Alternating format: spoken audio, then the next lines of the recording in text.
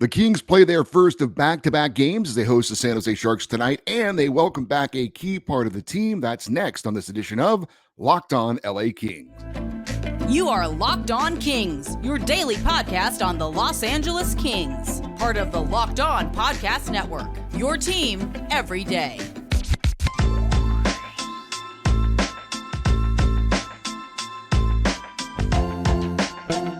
Hey, Kings fans, welcome to Locked On LA Kings, part of the Locked On Podcast Network, your team every day. Thanks for making Locked On LA Kings your first listen every day. We are free and available wherever you get your podcasts.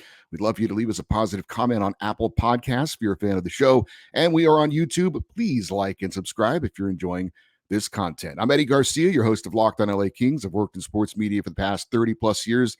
20 plus years, the Fox Sports Radio Network. I'm also co-host of the Puck Podcast. It's a weekly NHL review show that's been putting out content for the past 17 years and a passionate LA Kings fan for over 30 years. Today's episode is brought to you by Gametime. Download the Gametime app, create an account, and use the code LOCKEDONNHL for $20 off your first purchase. Well, the LA Kings are back in action tonight following the holiday break as they will be hosting the San Jose Sharks. This is game number 5 of the 7 straight games of the Kings against Pacific Division opponents.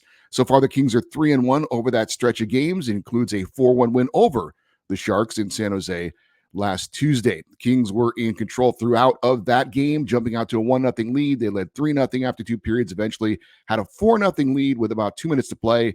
David Rittich in net for the Kings did win his LA debut, nearly posting a shutout, except for a late goal by San Jose. Kings come in with an overall record of 19-7-2 for 42 points.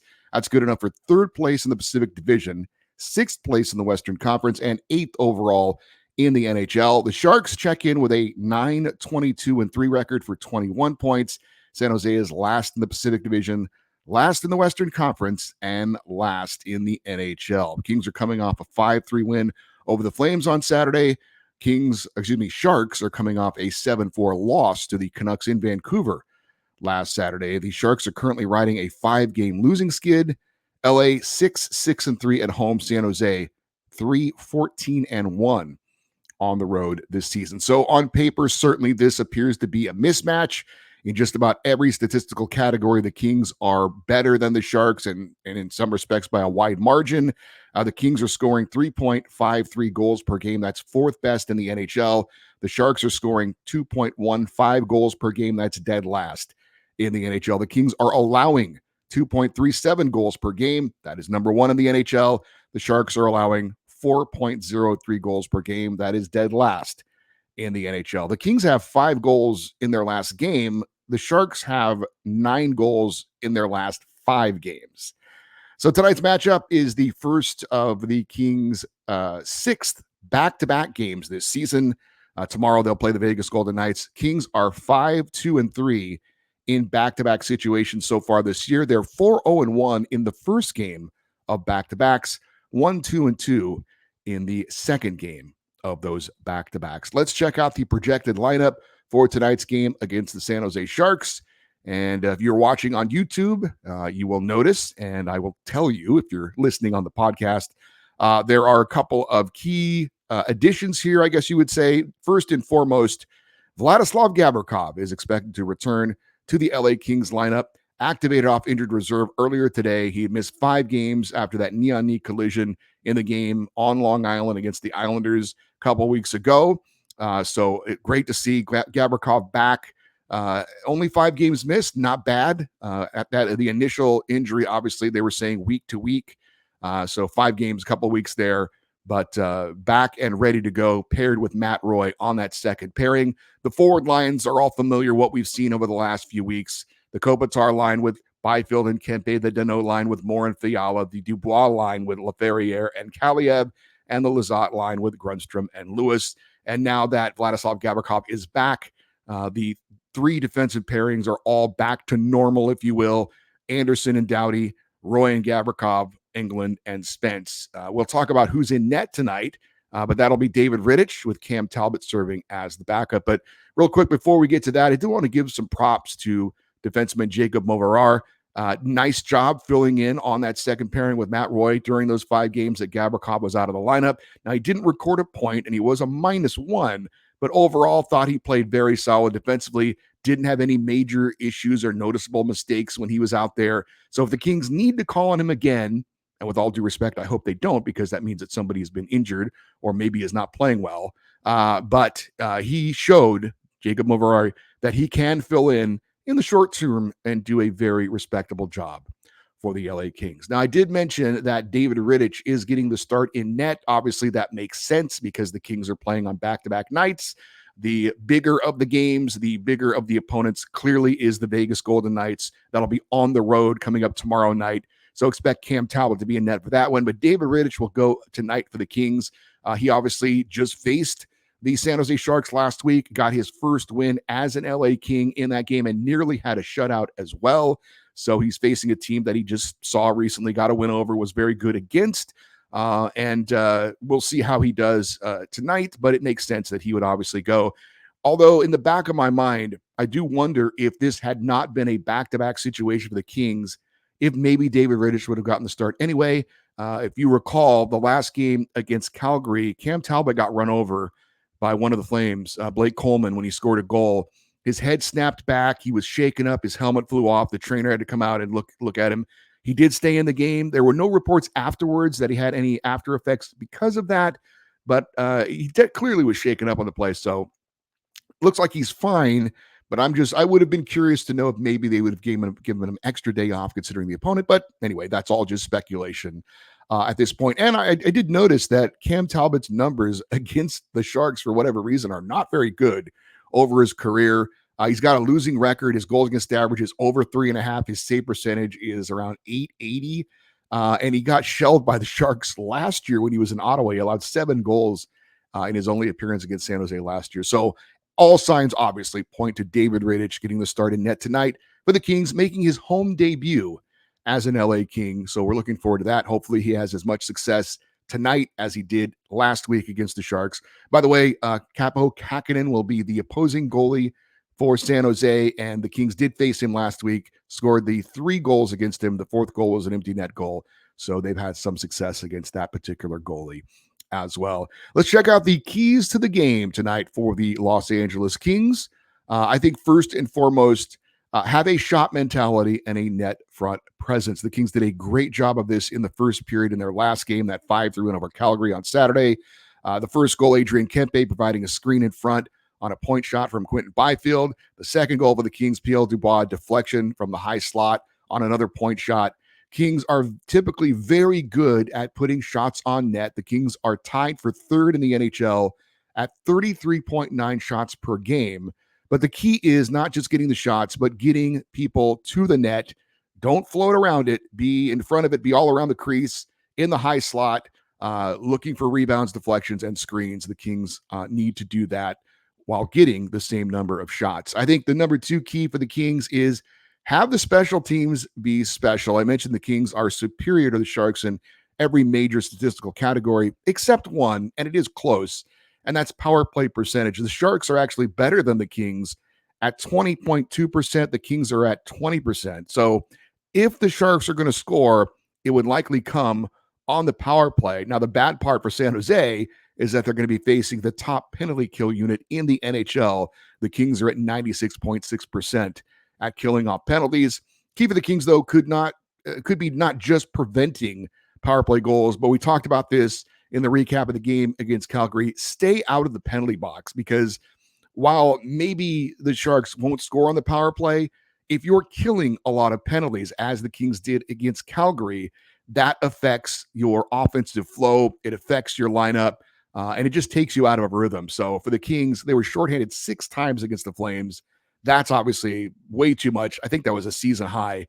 And they only allowed 1 power play goal, but again, affected the way the Kings had as far as their momentum from the opening period and the flow of the game. So don't take as many penalties.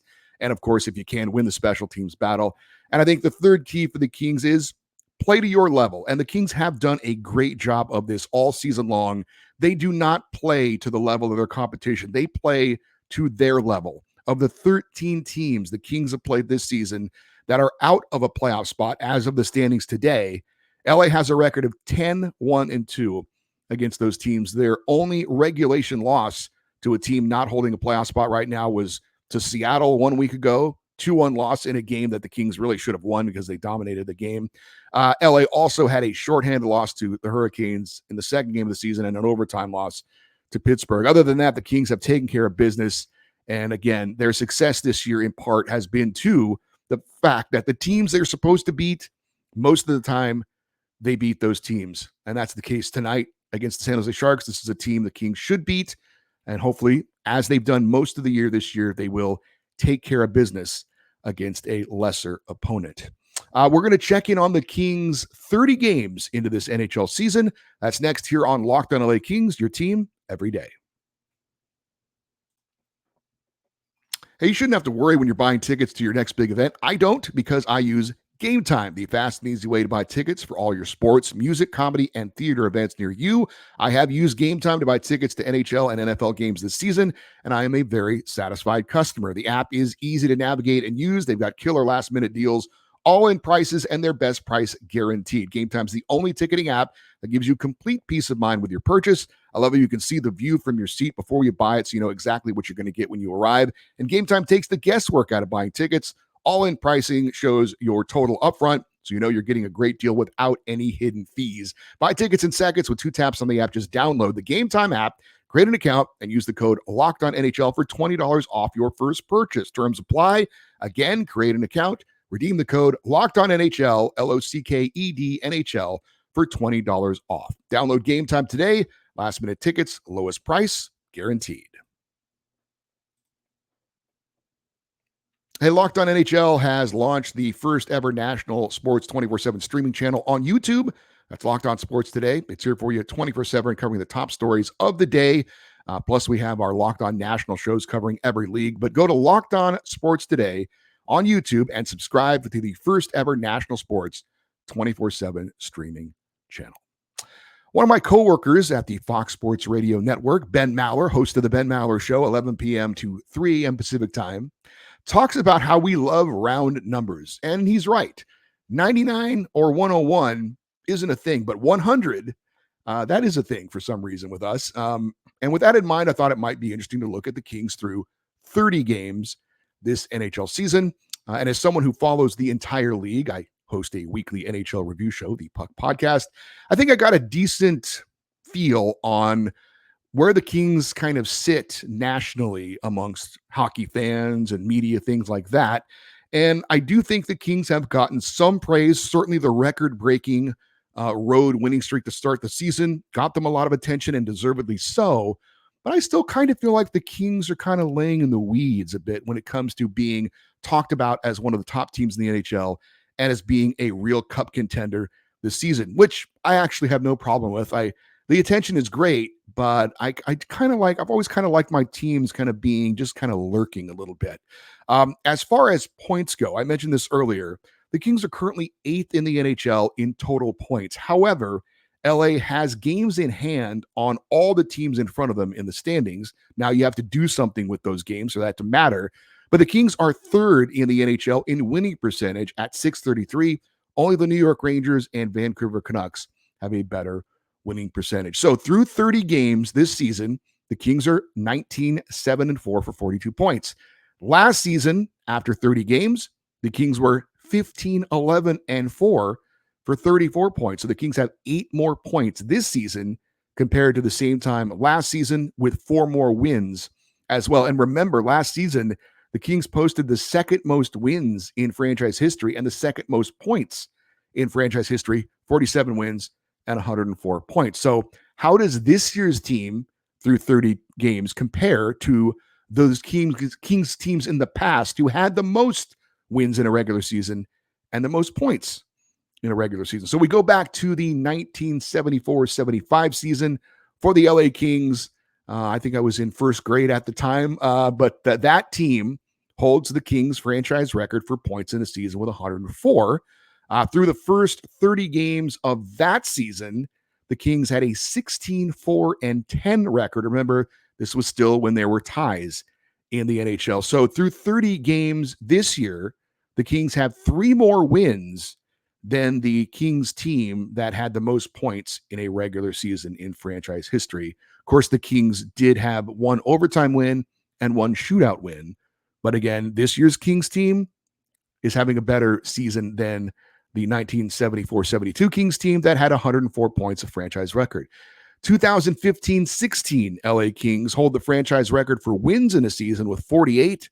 Through the first 30 games of that season, the Kings had a 19-9-2 record. So the same number of wins for the Kings that year as the Kings this year, although the Kings have more points because they have a couple of more overtime and shootout games. So this season, the LA Kings are on pace for the most wins in a season in franchise history, 51, and the most points in a season in franchise history with 114. Now, I do have to point out that the two teams we just talked about historically for the Kings, the team with the most points in a season, the team with the most wins in a season, they didn't do well in the playoffs. As a matter of fact, they were both one and done. The 74-75 Kings lost in the first round of the playoffs to the Maple Leafs in 3 games. This was before my time as a Kings fan. I didn't get into the Kings until the mid-90s when Gretzky came. So someone might have to explain to me, the first round was best of 3? Anyway, the Kings lost 2 games against the Maple Leafs, and that was that. The 2015-16 Kings, which is certainly more fresh in all of our memories, you might remember that team that had the most wins in a single season for the Kings lost in the first round of the San Jose Sharks in 5 games. So get some revenge on those Sharks tonight a little bit for that. I did want to talk about some of the Kings individually that are having great seasons so far through 30 games. And I did see a tweet about this. This was from @RyanStall_, and that's STAHL. He tweeted something out that caught my attention. I retweeted it for those that you follow on X or Twitter. And the tweet said, in his 18th season, 36-year-old Anze Kopitar is on pace for 36 goals, a career high, and 85 points, which would be the second highest in his career. Now, I did double check his work, and he is correct. Anze Kopitar is playing at a level that is on par with the best hockey of his career, which is amazing. I haven't seen any Selke Trophy projections at this point, but if Anze Kopitar is not a finalist for the Selke, the way things are going this year, that is an absolute crime. So Anze Kopitar is killing it so far this year through 30 games. So who else is looking really good through 30 games this year and maybe setting on pace for career numbers? A couple of them are pretty obvious, and you got to start with Quinton Byfield. 10 goals and 25 points so far this season. He's on pace for 27 goals and 68 points. His previous career high was 5 goals and 22 points. So Quinton Byfield blowing his numbers out of the water as far as projections, what he's done so far through 30 games, and what he'll likely do if everybody stays healthy the way he's going so far. So Quinton Byfield is certainly, and not surprisingly, the biggest jump in production so far this season for the LA Kings. But Trevor Moore is right there as well. He's got 16 goals to lead the Kings so far through 30 games. His career high is 17. So hopefully he go ahead and ties that tonight, maybe even eclipses it tonight. But he's on pace for 44 goals. I have talked about it. I'll be a bit surprised if he hits the 40-goal mark. I think he's going to be in the mid-30s at least, but he might get to 40. He's been pretty consistent so far, but it's been a career year and then some for Kings forward Trevor Moore. Adrian Kempe has 28 points and 19 assists. He's on pace for 77 points and 52 assists. Those would both be career highs. His previous career high in points is 67, set last year, and also set last year. His career high in assists was 26. So the goal scoring is down a little bit, but the assists are up a lot, and I'm sure Quinton Byfield has something to do with that. Kevin Fiala's got 23 assists. It seems like it's been kind of a quiet year for him in some respects. He's on pace for 63 assists. That would be a new career high for him. His previous career high is 52, set in his last year when he was in Minnesota. We talked about Anze Kopitar, one of the old veterans getting it done. How about Drew Doughty? He's got 7 goals this season. He's projected for 19. His career high is 16, set in his second year in the NHL. He had 7 all of last year. So he's already matched his season total from a year ago. And a couple others. Carl Grundstrom projected to have 19 goals. His career high last year was 12. And Arthur Kaliyev projected to have 36 points. His career high last year was 28. So that's checking in on the LA Kings through 30 games so far this season as a team and individually as well. add it all up, and so far so good for the Los Angeles Kings through 30 games. We're going to check in on a Kings player who's playing on a big stage, kind of all by himself. We'll do that here next on Locked On LA Kings, your team every day. Snap into the action this NFL season with FanDuel, America's #1 sportsbook. Right now, new customers get $200 in bonus bets guaranteed when you place a $5 bet. That's $200 in bonus bets, win or lose. If you've been thinking about joining FanDuel, there is no better time to get on the action than now. The app is super easy to use. There's a wide range of betting options from spreads to player props, over-unders, and more. Obviously, we love to bet on the NFL if you're a football fan like me, but what about the NHL? Well, absolutely, you can do that with FanDuel. Our LA Kings are favored tonight to win. They're minus a goal and a half. So the odds makers think that the Kings should win by a goal and a half. I know you say, how is that possible if you're not a gambler? Believe me, there's a reason for it. The over-under for the game is 6.5 goals. So if you want to place a bet on the Kings to win by more than a goal and a half, you can certainly do that. And if you think the total is going to be more or less than the 6.5 goals, you can do that as well. Just go to FanDuel.com/locked-on and bet all season long on the NHL and the NFL as well. FanDuel, the official partner of the NFL. The LA Kings face the San Jose Sharks tonight, 7 p.m. Pacific time. It's not 7:30. It's 7 p.m. tonight. You can catch all the action of the hometown broadcast of your LA Kings on Sirius XM on the SXM app. Just search LA Kings. I did want to mention, for those of you that are interested, the 2024 World Junior Championships is going on right now over in Sweden. Now, we would normally pay more attention to this, or we have, I should say, in the past. Certainly last year at this time, it was a much bigger talking point on the show, and that was because there were like 5 or 6 Kings prospects were taking part in that event. But this year, only one, which I guess, depending on your outlook, is a good thing or a bad thing. Good thing for the Kings, because these guys are now either playing professionally for the Kings in the AHL with the Ontario Reign, or maybe you feel like, the youngsters are kind of drying up a bit in the system. Either way, defenseman Otto Salin is representing his native Finland in the World Junior Championships. If you don't recall, he was a 5th-round pick of the Kings back in 2022. He's serving as the alternate captain for Team Finland, and this is his 2nd World Junior Championships. He was involved in it last year as well. So a Kings prospect getting some good experience on a big stage against players of his age group. They're at the best of the best. Unfortunately for Otto and Finland, so far they're not off to a great start at the World Juniors. 0-2 is the record for Finland. They lost their game earlier today against Germany. And Otto Salin, no points so far through the first 2 games. But hopefully Otto and Finland will get things going here in the World Juniors going forward. If you're interested, as I assume an American, most of the people watching this, I'm guessing, are Americans. If you're curious about the U.S., they're 1-0 in the tournament so far. They won their opening game against Norway 4-1. They will next play Switzerland coming up on Thursday. And if you're really interested in watching these games, they are being carried live on the NHL Network. Now, this is over in Sweden, so there is the time difference. I work overnight, so I actually see some of these games at work while I'm working overnights. They're either, West Coast time, they're either late night or early in the morning. If you have a DVR, you could certainly record it, or whatever streaming service you have, and watch them later if you're interested. But the World Junior Championships are going on right now. Again, not quite as big of a deal as it has been in the past, because only one LA King player is there, but we'll keep an eye on Otto Salin and Finland and see how he is doing. For you everydayers, those of you that listen and watch Locked On LA Kings every day, Thursday's show will feature a complete recap and analysis of tonight's game against the Sharks, as well as a preview of Thursday's big game in Las Vegas against the Golden Knights. And then on Friday, we'll recap the Kings Golden Knights game and have our fan feedback show as well. If you are interested in getting an email in for that show, any questions, any comments about what's going on with the LA Kings, the email address is lockedoneddie@gmail.com, EDDIE, lockedoneddie@gmail.com. You can send questions in any way you want. If I follow you on Twitter, you can send a question via that way. Instagram as well. So plenty of ways for you to get your questions or comments about the Kings to me for our Friday feedback show. Also, we'd love for you to stay interactive with the show 24/7 on social media, whether it's X, Twitter, or Instagram. We are at Locked On LA Kings.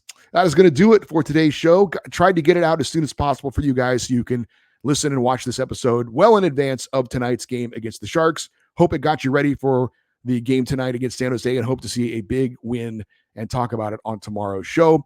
I'm Eddie Garcia. Thank you as always for listening and watching Locked On LA Kings, part of the Locked On Podcast Network, your team every day. Have a great rest of your day. We'll talk to you on Thursday, and as always, go Kings go.